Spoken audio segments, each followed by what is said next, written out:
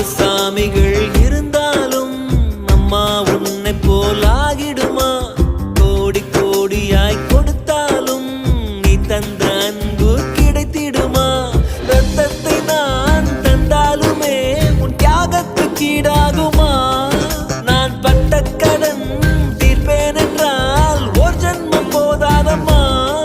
நடமாடும் கோயில் நீதானே. 100 சாமிகள்